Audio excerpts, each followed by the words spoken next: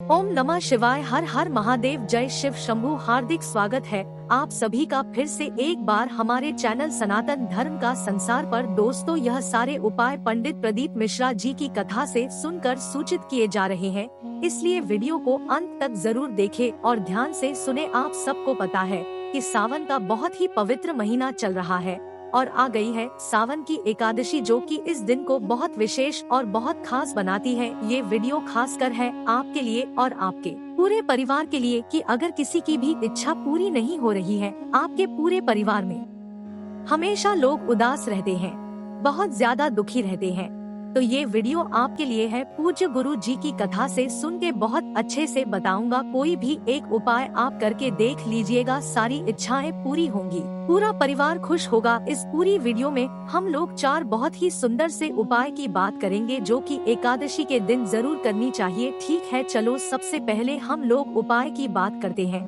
कि अगर आपको अपनी मनोकामना बहुत जल्दी पूरी करनी है, काफी कुछ करके हार गए लेकिन इच्छा नहीं पूरी हो रही है, तो आपसे इस उपाय को करना है स्टार्ट करेंगे। ठीक है, आपको लेना होगा इस तरीके से तांबे का लोटा में। मेरी बात ध्यान से सुनना, मैंने सिर्फ बोला है कि आपको लेना है तांबे का लोटा। इस तांबे के लोटे में जल क्या करना है, नहीं भरना है, सादा लोटा लेकर के पहुंच जाओगे कहाँ पे? महादेव के शिवलिंग के पास। ठीक है, लेकिन महादेव के जब मंदिर में पहुंचोगे तो आपको क्या करना है कि महादेव के शिवलिंग के पास में जो भी नदी, तालाब, सरोवर हो, जहाँ से नदी बह रही हो या फिर कोई भी नदी तालाब हो, वहाँ से आपको उस कलश में जल भरना है और महादेव के शिवलिंग के पास आकर के फेस रखना उत्तर दिशा, नॉर्थ डिटेक्शन, और 1 लोटा शुद्ध जल तांबे के लोटे से महादेव के शिवलिंग के ऊपर समर्पित करना है। जो भी नदी, तालाब के मंदिर के पास से बहती है, अगर वहां से उठा करके 1 लोटा जल हम लोग महादेव के शिवलिंग पे समर्पित करते हैं,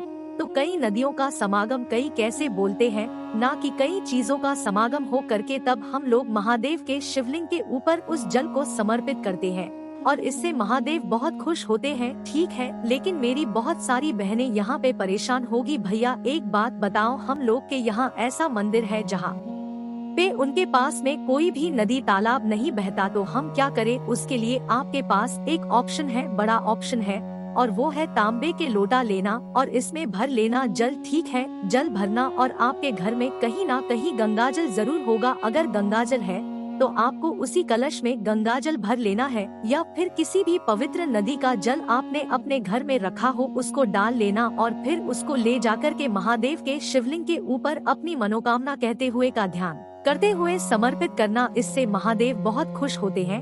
आपकी जितनी भी इच्छाएं होंगी, सारी इच्छाएं उससे पूरी जरूर होती। समझ में आई बात? पद्मिनी एकादशी का पर्व है, सावन के महीने में पड़ रहा है, तो जरूर करिएगा। ठीक है, चलो सबसे पहले उपाय की बात कर ली। काफी ज्यादा आसान से, कुछ लेना ही नहीं था, सिर्फ जल ही तो समर्पित करना है, लेकिन थोड़ा सा तरीके से। ठीक है, चलो आगे बढ़ते हैं। अब इस वीडियो में हम लोग अपने दूसरे उपाय की तरफ। दूसरा उपाय भी बहुत प्यारा है। ये उपाय भी है आपको अपने परिवार की या फिर आपको अपनी इच्छा बहुत जल्दी पूरी करनी है तो करना होगा। ठीक है, क्या करेंगे? तांबे का लोटा लेना और इस तांबे के लोटे में क्या करोगे? बस नॉर्मल सा जल भरना है और आपको इसमें कुछ भी डालने की जरूरत नहीं है। ठीक है, इस जल को लेना और पहुंच जाना महादेव के शिवलिंग के पास। ठीक है, आपको पता है कि इस बार की एकादशी कब पड़ रही है?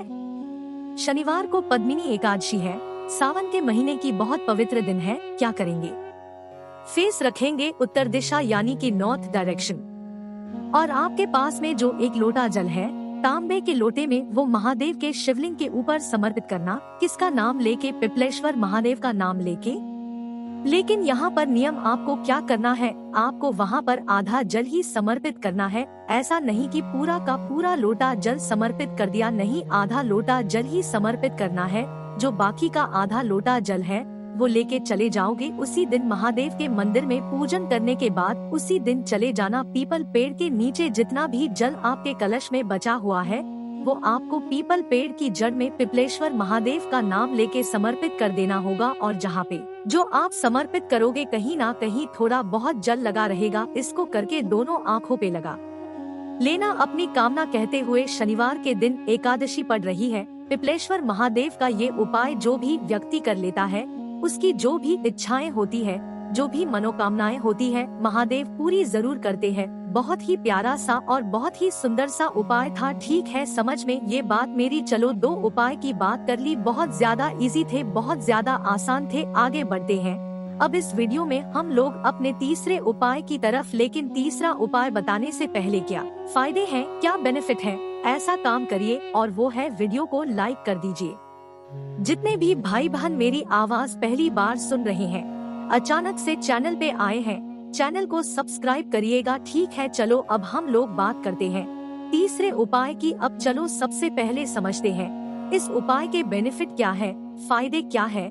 एक फायदा, इस उपाय बहुत बड़ा है और वो है बीमारी। इस उपाय को सिर्फ और सिर्फ आपको बीमारी के लिए ही करना है कि कोई ऐसा इंसान है जो कोई भी मेडिसिन खाता है, दवा खाता है और उसको वो दवा असर करती ही नहीं है ना। तो आज आपको एकादशी के दिन शनिवार को पड़ रही है, इस उपाय को करना। ठीक है, क्या करोगे, आपको ऐसे लेना होगा बेल का फल। आज के टाइम पे मार्केट में बेल का फल का जूस मिलता है, उनकी शॉप पे जाओगे मिल जाएगा। थोड़ा सा सीजन ऑफ चल रहा है तो हो सकता है महंगा मिले, लेकिन मिल जरूर जाएगा। ठीक है, अगर नहीं मिलता है बेल का फल तो में इस तरीके से सूखा बेल भी बहुत सस्ता मिलता है। किसी भी पूजा पाठ के स्टोर पे जाना, उनसे कहना अभी हमें बेल का सूखा फल दे दो, तो वो आपको दे देंगे। ठीक है, अगर आपको ऐसे फल मिलता है तो इसके गुदे को निकाल लेना, अगर नहीं मिलता है तो ऐसे सूखा ले लेना। ठीक है, ले लिया, क्या करेंगे, एक तांबे का लोटा लेना, इस तांबे के लोटे में जल भर लेना। ठीक है,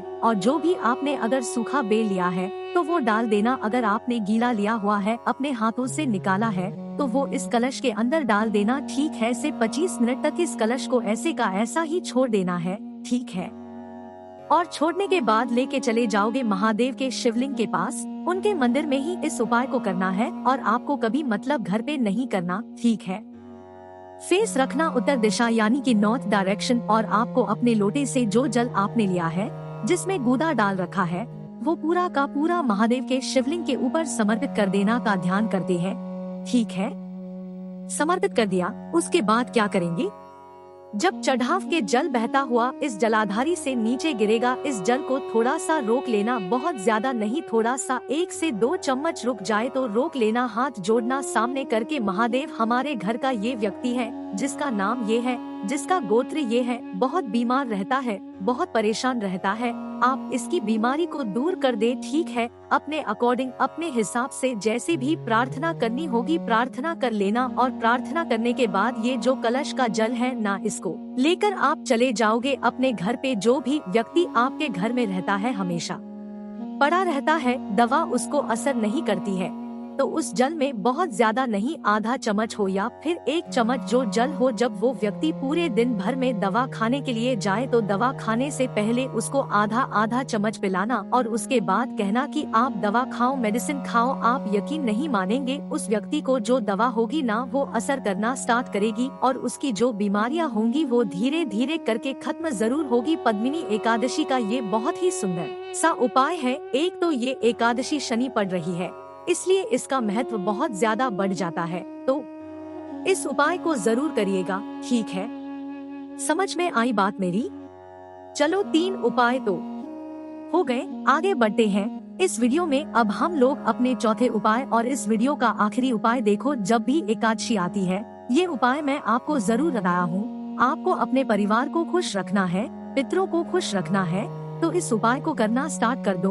जब भी एकादशी आए तब करना, कोई उपाय करो ना करो, लेकिन यह काम जरूर करना। ठीक है, एक तांबे का लोटा लेना, इस तांबे के लोटे में जल भरोगे अपने घर से, इसके अंदर कुछ भी डालने की जरूरत नहीं है, ऐसे का ऐसा ही सादा जल लेके पहुंच जाना महादेव के शिवलिंग के पास। ठीक है, सुबह जाना चाहो सुबह जाओ, शाम को जाना चाहो शाम को जाओ, कोई दिक्कत नहीं है। ठीक है, फेस रखना उत्तर दिशा नॉर्थ डायरेक्शन, और 1 लोटा शुद्ध जल तांबे के लोटे से महादेव के शिवलिंग के ऊपर समर्पित कर देना बस, और आपको रोकना वगैरह जल कुछ भी नहीं है। इतना कर लिया, उसके बाद महादेव के सामने आकर के खड़े होना, चाहे कहीं भी खड़े हो जाना पूरे महादेव के पास में। ठीक है, और आपको 3 बार बोलना होगा, जो कि गुरु जी हर बार एकादशी पे बताते हैं कि आपको जल चढ़ाने के बाद एकादशी के दिन 3 बार बोलना है, स्वधा स्वधा स्वधा जो भी व्यक्ति एकादशी के दिन जल चढ़ाने के बाद 3 बार स्वधा बोल देता है, उसके पितृ हमेशा खुश रहते हैं। कोई उपाय करने की जरूरत नहीं है, कुछ भी करने की जरूरत नहीं है, वो अपने पितरों को हमेशा खुशी पाएंगे। उनके परिवार में कभी भी कोई दिक्कतें नहीं आएंगी। ये पावर होती है स्वधा की यहाँ पे करके भी आ रहा है। जो स्वधा बोलेंगे लास्ट में धनुष वाला है, तो स्वधा स्वधा स्वधा, या तो चाहे तो 3 बार ताली बजा करके भी बोल सकते हैं। स्वधा स्वधा स्वधा करके देखिएगा। एकादशी का इससे पावन उपाय, इससे सुंदर उपाय हो ही नहीं सकता, और इससे इजी उपाय तो है ही नहीं। ठीक है, तो जरूर करिएगा। तो एकादशी का मैंने यहाँ पर आप सभी को 4 उपाय बताए हैं। कोई भी एक उपाय जो आपको इजी लगता हो आपकी फैमिली के लिए जरूर करिएगा, कोशिश कीजिए। अच्छा समझाने की वीडियो पसंद आई हो तो लाइक करिए। कुछ समझ में नहीं आया नीचे कमेंट में पूछे, और जितने भी भाई बहन मेरी आवाज पहली बार सुन रहे हैं तो चैनल को सब्सक्राइब करिएगा। ओम नमः शिवाय। हर हर महादेव। जय शिव।